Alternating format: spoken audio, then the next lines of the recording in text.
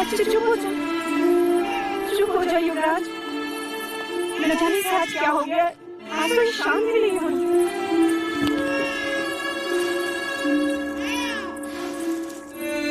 नहीं राजा, लगता है कुमार को किसी की अशुभ दृष्टि लग गई है। लौशका, युवराज की नजर उतारो शीघ्र।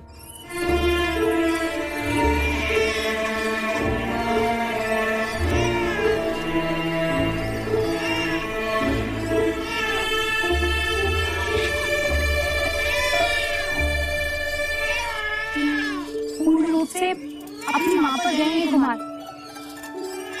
महादेवी भी तो जाके थे आधी रात। फिर न जाने क्या क्या जतन करने पड़ते थे उन्हें सुलाने के लिए। सर में तेल लगाओ, गाना गाओ, संगीत सुनाओ।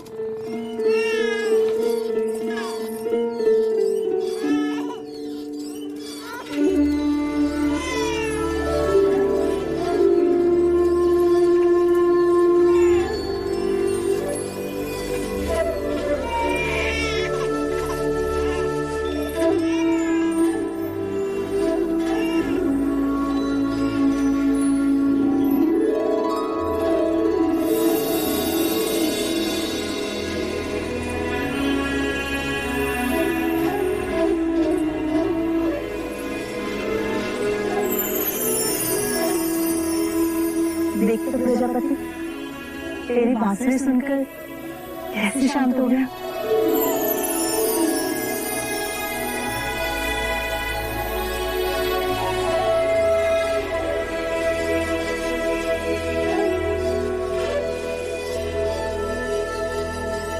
देखिए तो महादेवी, बांसुरी के स्वर सुन के कैसे सो गए हैं हमारे कुमार।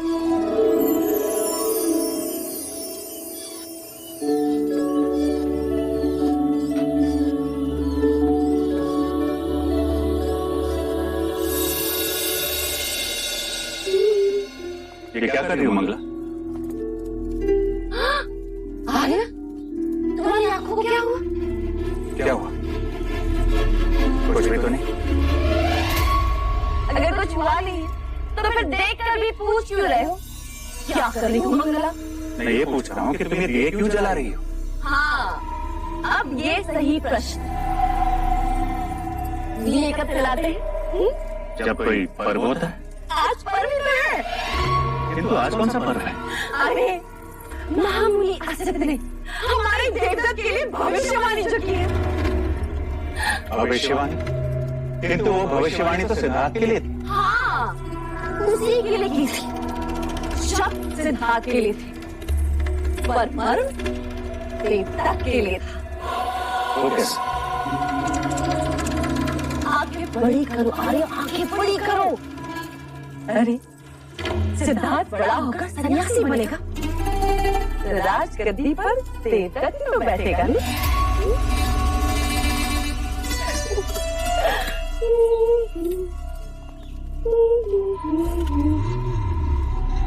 कितनी दूर तक सोच रही थी। मैं कितना भाग्यशाली हूँ कि मुझे तुम जैसी अर्धांगिनी मिली। और मैं कितनी अभागी। मतलब मुझे होती तो महाराज बनते। मांग है इसलिए मंगा।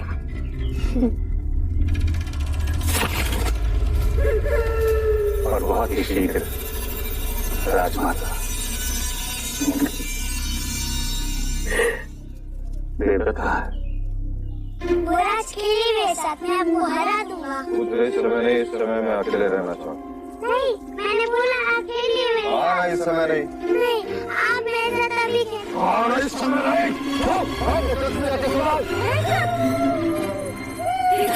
देवदत्त, उठ, रोना बंद कर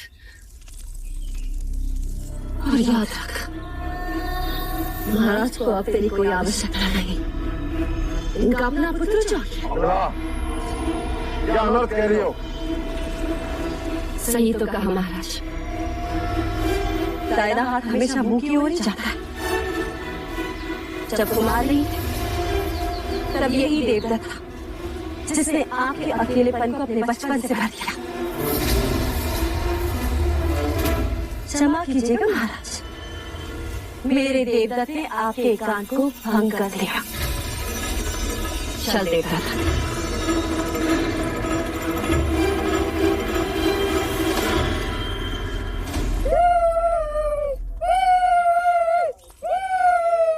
शांत शांत हो जा, मैंने कहा ना, एकदम चुप चुप हो जा।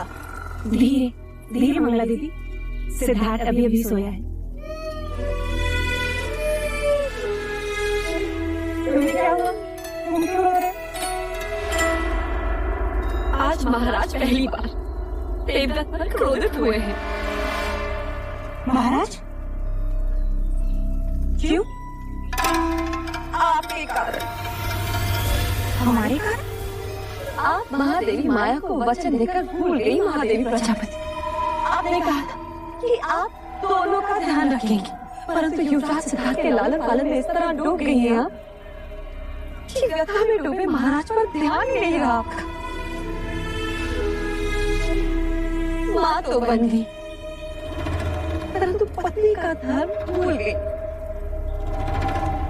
इस समय जब महाराज को आपके शयन कक्ष में होना चाहिए, वो व्यथित राज्य सभा में बैठे।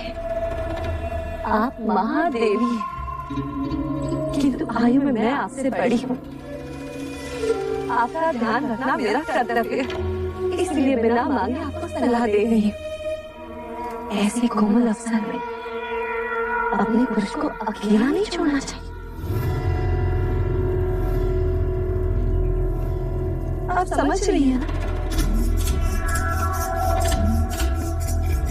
चल देखा।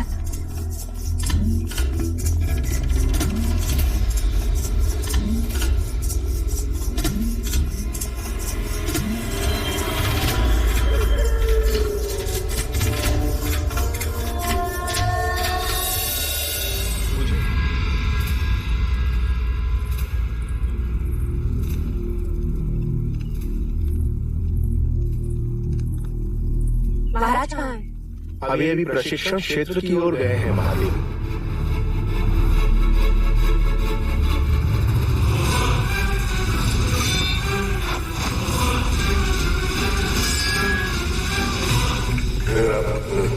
सन्यासी जीवन के हर युद्ध में ये विजयी हो, तो वो युद्ध भावनाओं का होगा।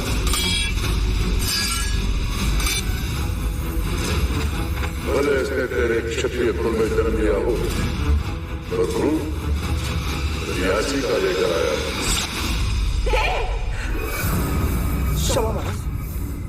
दोस्त तुम्हारा नहीं, मैं बेध्यान हो गया था।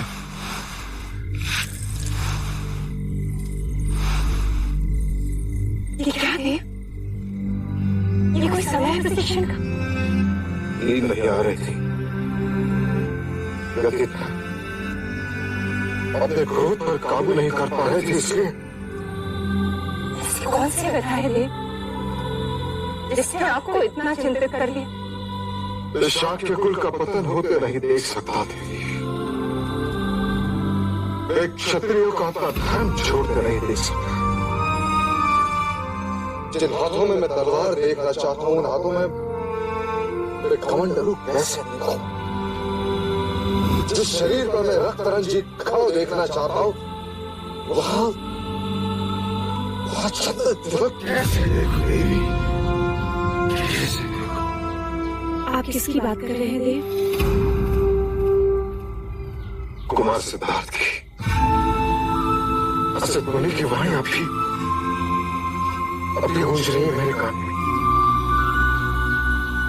आप आकार के व्यथित हो रहे थे, कल किसने देखा है? जब तब यज्ञ के पश्चात एक पुत्र हुआ, और वो भी सन्यासी। ऐसा कुछ नहीं हुआ देव। असत होने की वाणी कभी असत्य नहीं हुई देव। किंतु भविष्य के गर्भ में क्या है, यह कोई नहीं जानता। मैं तुमसे पूछता थे, भव्य वस्त्र से सन्यासी का चोला बनता है, उसी भव्य वस्त्र से हमारे राज्य का परचम बना। वस्त्र हमारे पास है और हमें उसका क्या करना है, यह तो हमारी ही हाथ में है ना देव। आप गुरु वाचस्पति से विचार विमर्श करें, वो अवश्य ही कोई मार्ग सुझाएंगे।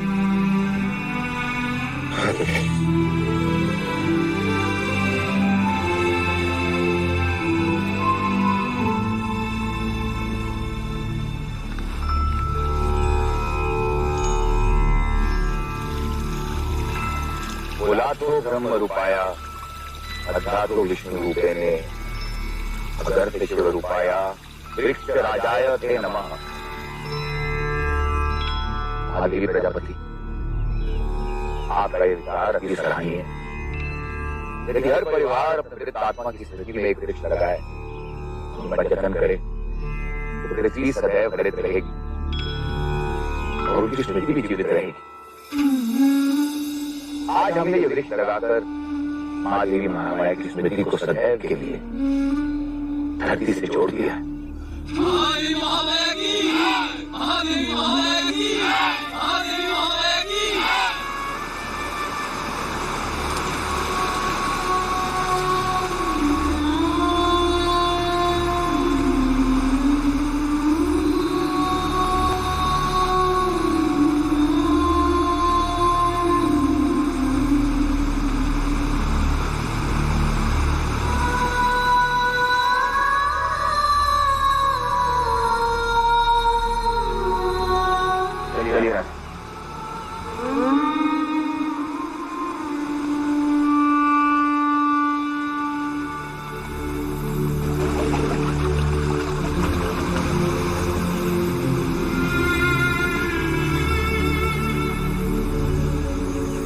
मुझे आपके मार्गदर्शन की आवश्यकता है। अवश्य राजा। आप तो जानते हैं कि असित मुनि ने भविष्यवाणी की है कि सिद्धार्थ बड़ा होकर सन्यासी बनेगा, परंतु मैं चाहता हूं कि सिद्धार्थ बड़ा होकर चक्रवर्ती सम्राट बने। मुझे यही चिंता सता रही है कि सिद्धार्थ का भविष्य क्या होगा। इस बहते पानी को देखना राजा।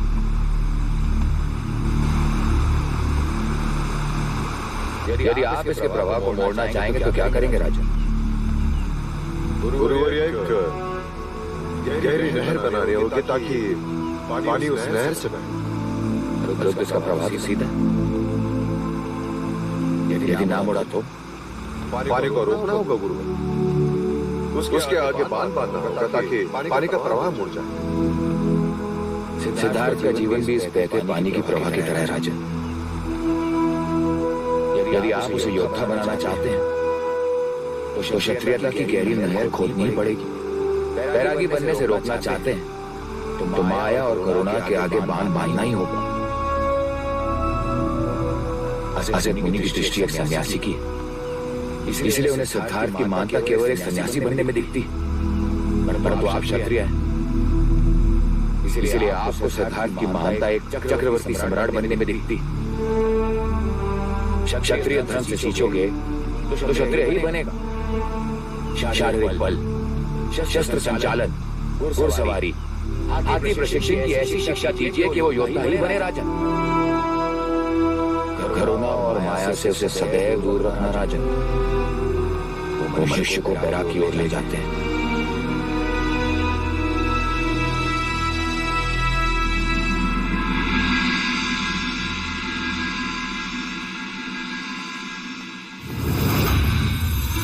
महाराज, वो भी अकेले?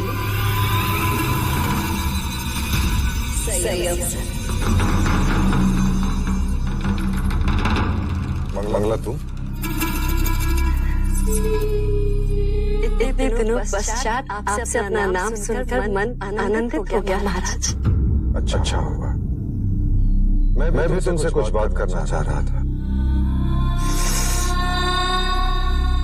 क्या हुआ? परख रही थी कहीं मैं सपने तो नहीं देख जो महाराज आज मुझसे बात करना चाहते। आज का दिवस तो मेरे लिए एक उत्सव है। कहिए ना महाराज। अब हम सबको मिलकर युवराज का ध्यान रखना है। तो मैं आपका भी ध्यान रख सकती हूँ महाराज। कुछ मर्यादाओं का उल्लंघन अच्छा नहीं होता और कुछ इच्छाओं का दमन संभव नहीं होता महाराज। तुम फिर से वही बात कर रही हो? क्योंकि मैं वो बात आज तक नहीं भुला सकी। मेरे प्रजापति में ऐसा क्या था जो दूसरे विवाह के लिए आपने से चुना और मुझे आपके दूसरे भाई से ब्याह करना पड़ा, जबकि मेरी असली चाह तो आप ही थे महाराज। ये सारी बातें अतीत की है। ये बात आज मेरे आगे प्रश्न बनकर खड़ी है महाराज। आज उस प्रश्न का उत्तर भी सुन लो। दूसरे ब्याह की बात महादेवी महामाया की इच्छा थी और प्रजापति उसकी बहन। उसमें मेरे रुचि या अरुचि का कोई प्रश्न नहीं और ये बात अब व्यर्थ है, समय का नाश है। सच्चाई के साथ चलेंगे तो सब आनंदित रहेंगे, अन्यथा इतिहास दर्शाता है कि परिवार का कलह महाभारत तक पहुंचा।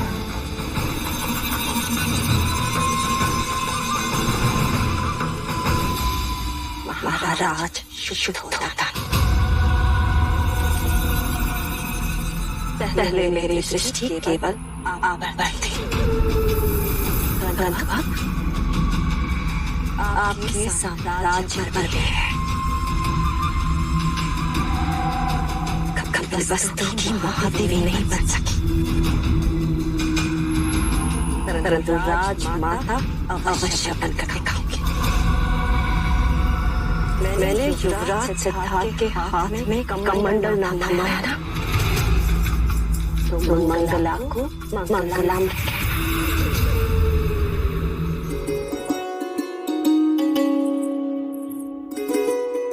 अब देखिए कैसा लग रहा है। महादेवी प्रजापति, क्या हम भीतर आ सकते हैं? आपको भीतर आने के लिए आज्ञा की आवश्यकता कब से पड़ी? आइए छोटे राजा।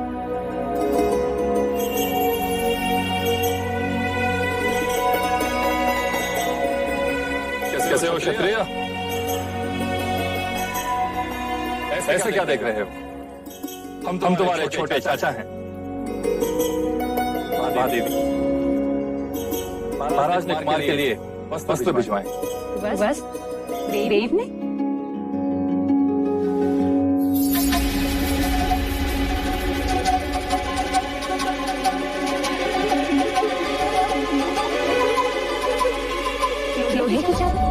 प्रति रात्र कुमार को यही वस्त्र उड़ाकर सुलाया जाए, यही भाई महाराज का आदेश है। महाराज चाहते हैं कि कुमार अभी से लोहे से खेलें, उसे छुएं, उसे अपना लें, जिससे बड़े होकर उन्हें लोहा भारी न लगे। आपके भाई महाराज इस वक्त हैं कहाँ? पता नहीं महादेवी, किसी गुप्त मंत्रणा के लिए गए।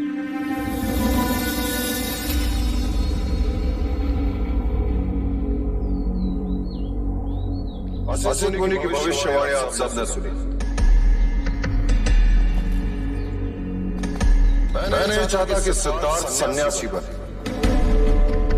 आप निश्चिंत रहें महाराज, संन्यास तो वन प्रस्थान की आयु में रहते हैं। या तो अति दुखी मनुष्य सन्यास के बारे में सोचता है। दुखों से तो मैं सिद्धार्थ को कोसों दूर रखूंगा। संन्यास लेने के बारे में तो रोगी भी सोच सकते हैं महाराज, और वो भी जो भोग विलास से दूर भागते हैं, अर्थात वो लोग जो दुर्बल हैं।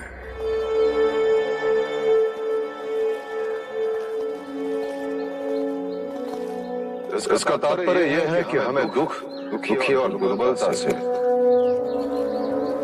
गरीब, रोगी और वृद्धों से सिद्धार्थ को दूर रखना होगा। परंतु ये तो असंभव है महाराज। राज्य में गरीब, वृद्ध, रोगी प्रजाजन तो रहेंगे, उन सबसे सिद्धार्थ को कैसे दूर रख सकते हैं?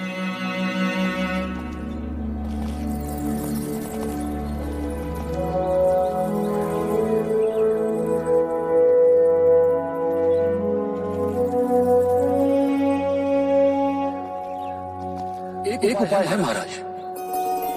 कैसा उपाय सेना? क्यों ना हम राज्य के सभी दुखों को बाहर कर दें। महाराज, क्यों ना हम रोगी, वृद्ध और आर्थिक रूप से पीड़ित ऐसे मनुष्यों को कपिल वस्तु से बाहर फेंक दें। क्या संभव है सेनापति सुमन? हम ये नहीं कर सकते। हमारा कर्तव्य प्रजा की सेवा है, उन पर अन्याय करना नहीं। हम उन पर अन्याय नहीं करेंगे, बदले में हम उन्हें उत्तम जीवन देंगे। अर्थात हम उन्हें ऐसी जगह भेजेंगे जहां रोगियों का इलाज होगा, गरीबों को रोटी मिलेगी, वृद्धों को मान सम्मान मिलेगा।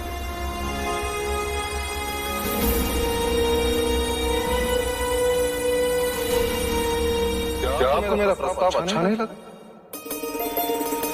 लोक कल्याण के साथ साथ हमारा हेतु भी पूर्ण हो जाए। क्षमा महाराज, किंतु इतने लोगों को हम बसाएंगे कहाँ? ये लोग हमारे कहने से जाने भी तो चाहिए। मैं स्वयं उन्हें समझाऊंगा। और नहीं माने तो? नहीं माने तो हम उन्हें बलपूर्वक मनाएंगे। शस्त्र के आगे शास्त्र भी झुकते हैं। पहाड़ की दूसरी ओर एक आरोग्य धाम, एक नई नगरी का निर्माण करेंगे। लोगों को किसी प्रकार की कोई कमी नहीं होगी। क्षमा करें महाराज, इतना बड़ा निर्णय हम अकेले कैसे ले सकते हैं? हमें शाह की सभा बुलानी होगी।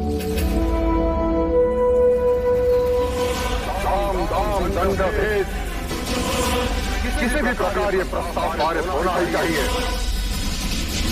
सिद्धार्थ को सन्यासी बन के नहीं टिक सकता।